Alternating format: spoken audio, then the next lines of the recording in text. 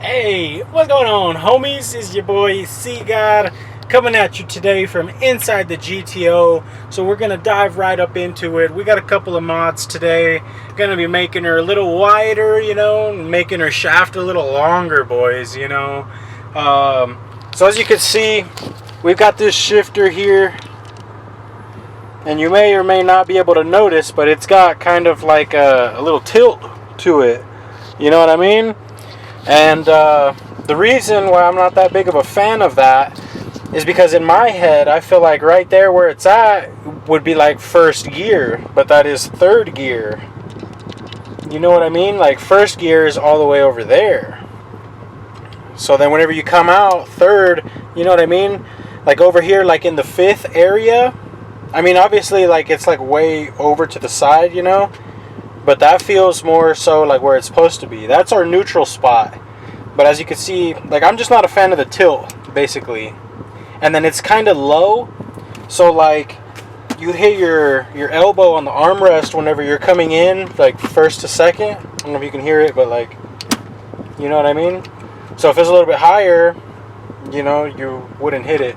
So without saying any more, we got this, boys, which is it's meant for like a Holden Monaro, you know what I mean, the Aussie version or whatever. But either way, so as you can see, it's going to be a little bit taller. I think it literally bolts on like right there, so it should be pretty gangster. Hopefully it'd be like that instead of tilt. And then yeah, so hopefully a little bit taller, we'll see what we can do with it. But I'm going to go ahead and start taking all of this apart to be able to get to it. I do have the car running. For some reason, whenever I have the car idling, our check engine light will turn on saying that it's running lean. I don't know if that's maybe like through the tune or something, but either way, it's okay. It's not a big deal. So I'm going to go ahead and get on to it. Our other modification inside this box here is actually some 1-inch spacers for the rear to be able to poke them CCWs out just a little bit more, about that much, But it's going to make it look killer, and yeah, we'll get to it when we get to it, boys. Let me start on it. Alright, so we took the center console apart pretty easily. Had like one screw, a couple of clips. It just popped out really. You could see our shifter here, though. It has that gnarly bend on it, dude. Like, you know what I'm saying? And it's like a push-on style.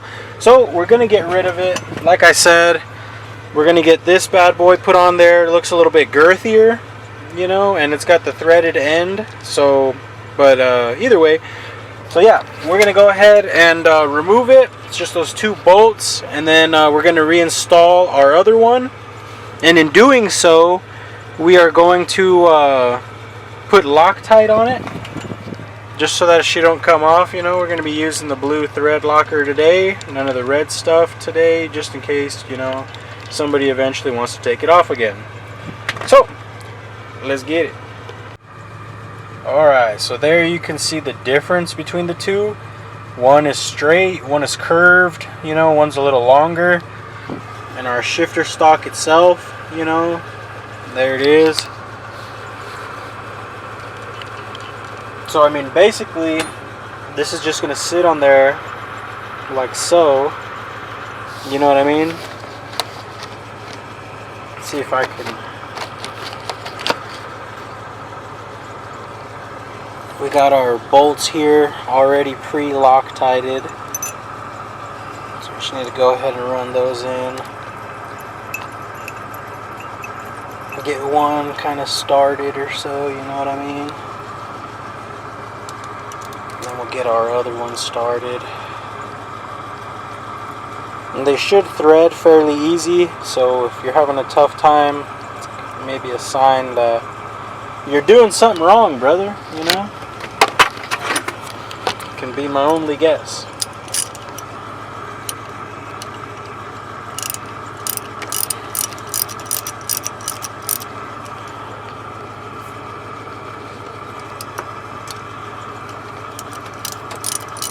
So like I said, with the Loctite on it, should be a pretty simple job. Just make sure you get them nice and tight, It's one of those bolts you don't want coming off. Oh yeah. So there you have it. That was basically the install. Not very difficult. First, second, third, fourth. I think I actually went to reverse there, but that's alright.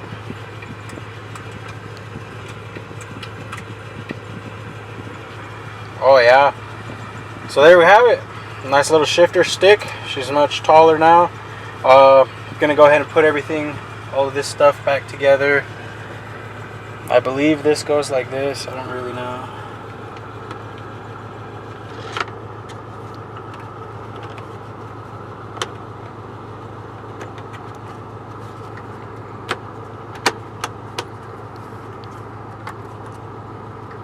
Yeah, good enough, eh?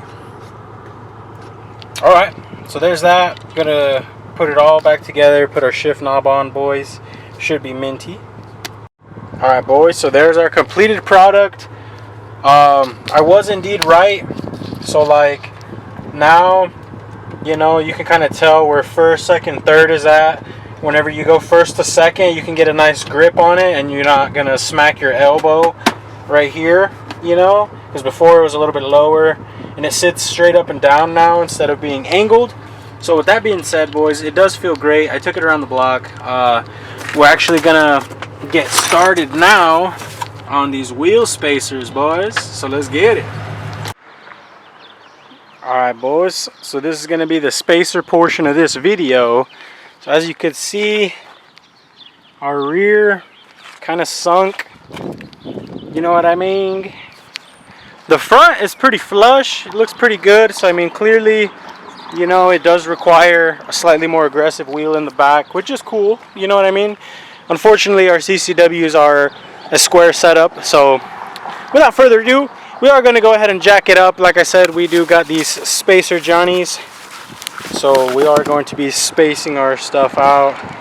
Now this should be pretty simple, you know, just take off the wheel, bolt this on, bolt the wheel back on, assuming that the lug nut thread pitch is the same. And I mean, just as long as everything bolts on A1, we don't have to shave no studs or nothing, which we shouldn't, because it has the opposite holes, you know, the other pattern or whatever. It's not really a pattern, they're just drilled out. So either way, it should work. I'm gonna go ahead and jack it up, we'll get to it, and I'll bring y'all back. Alright, so they did indeed bolt up perfectly, so that's cool. I removed the air from our drag bags here, but now that our wheels are going to be poking out, I might have to add the air back. They are hub centric, so they fit on there perfect. The studs do not protrude anyways. The only thing left to do is to slap our CCW back on, but that's going to be slightly difficult with one hand. Let's see. Oh, it's a pretty light wheel, so that's cool. Okay, so we're on. Start putting our lugs.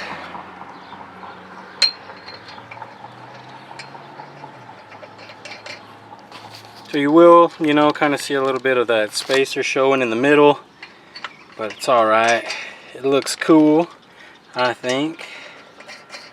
The lug nuts really like these studs a lot better too.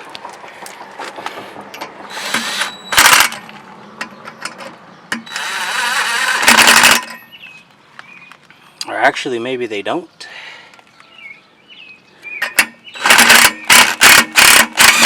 Oh, there we went.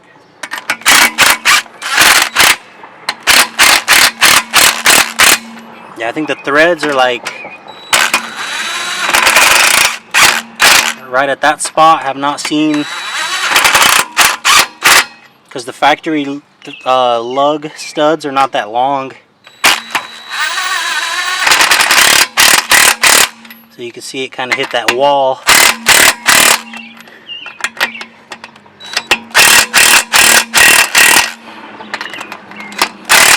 Definitely on now though.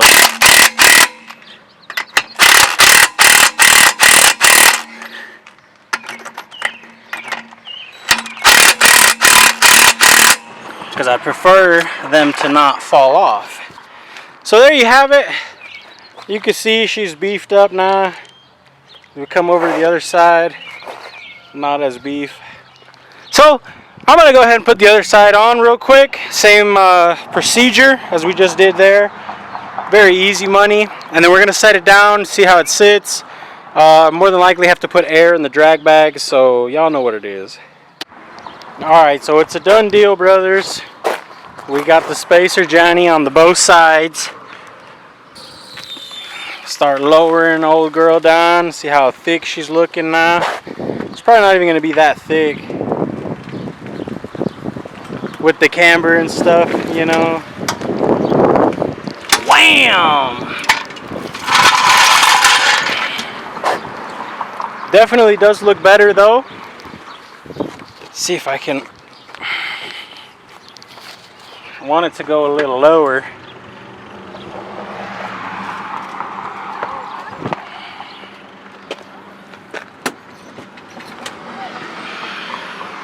Well, either way. Probably go for a drive or something, but now she sits about a little slightly bit more aggressive than the rear, or than the front, I mean. But it looks pretty killer, especially like from the front. The only thing is the camber. Like, I don't know who set up the car to like have negative camber in the rear. Damn, it looks much more aggressive though. A little thicky, you know, a little thicky boy. Oh yeah, definitely looks better. Like I said, we're gonna take it for a drive or whatever, and if it rubs, because I know that like going through like curbs and stuff, especially like my driveway here, taking it at an angle, it'll flex it hard on one side, you know, so that's not a good move. So we may or may not have to put air in the drag bags, but I'll update you guys right now. Alright boys, so it's actually sitting pretty darn mint, dude, in my opinion. This is still no air. This is just with like us driving it a little bit, so the springs settled down. So I mean, as you can see, you know, like it's sitting mad flush now, dude. That's badass. It hasn't rubbed or anything yet, so I mean, if it does rub, I'll probably add, you know, maybe like 10 pounds of air to the rear bags. Because I had it up like at 18 or 20 or so, you know, maybe like even 22, and it actually like raises the car up, you know what I mean? So if it were to ever rub on me, then I will probably add, you know, like 10 psi, just enough to stiffen it, but not necessarily raise it. Right now the rear looks like it's like the tiniest bit lower than the front, which I'm cool with. I like that. But if it does raise it up, you know, like a little tiny bit to make it level, that's cool also, you know? Oh yeah. But yeah, look at that booty. Sits real aggressive now. Oh yeah. So that's gonna be it, boys. That's gonna be it. I'm waiting to pick up my son from school, actually, as you can see. So make sure to like, comment, subscribe. We should have a little bit more coming on this GTO for y'all. But stay tuned, and I'll catch y'all in the next one, boys. Later.